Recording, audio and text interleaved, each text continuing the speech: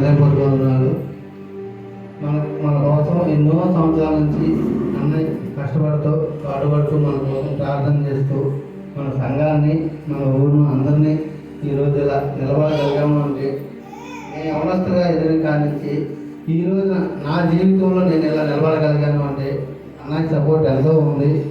దానికి గాను ఈరోజు ఏదో చిన్న సత్కారం చేద్దామని అనుకున్నాము.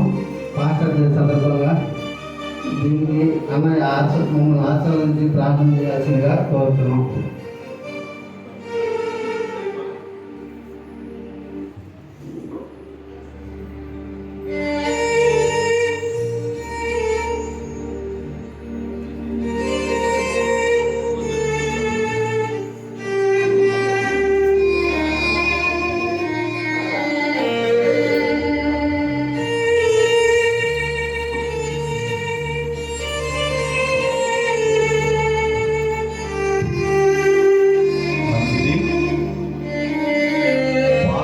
సందర్భంగా వాళ్ళు గౌరవించాలని ఆశతో మరి సేవ తీసుకొచ్చారు కదా యవనస్తులు.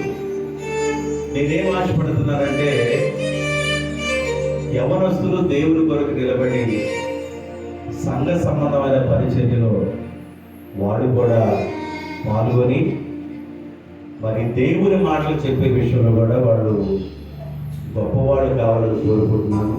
ఎందుకంటే ఇప్పుడు శామ్యూల్ లేచారంటే శామ్యూల్ పాపం సిగ్గుపడతా కూర్చున్నాడు.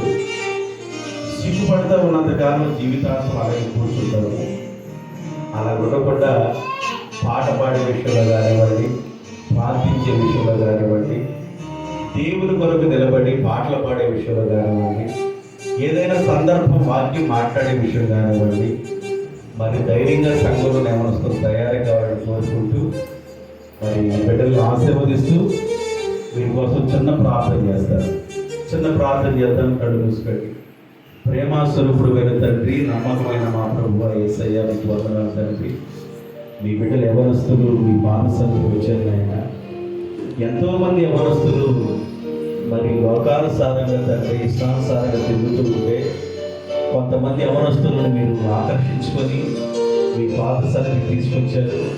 వారు ప్రార్థనలోనూ వాక్యములోను ఉపదేశములోను ఎదిగి అభివృద్ధి పొంది సంఘానికి వెన్నెముకలుగా ఉండనట్లుగాను ప్రయోజకులుగా ఉండనట్లుగాను మీ కృపా కనికర కటాక్షమును యవనస్తుల మీదకి రానియమని, పరిశుద్ధమైన మీ బాహుబలాన్ని బిడ్డ మీదకి చాపమని ఆశీర్వదించమని యేసయ్య నామములో స్తుతించి ఆశీర్వదించి ప్రార్థన చేయించున్నాను తండ్రి.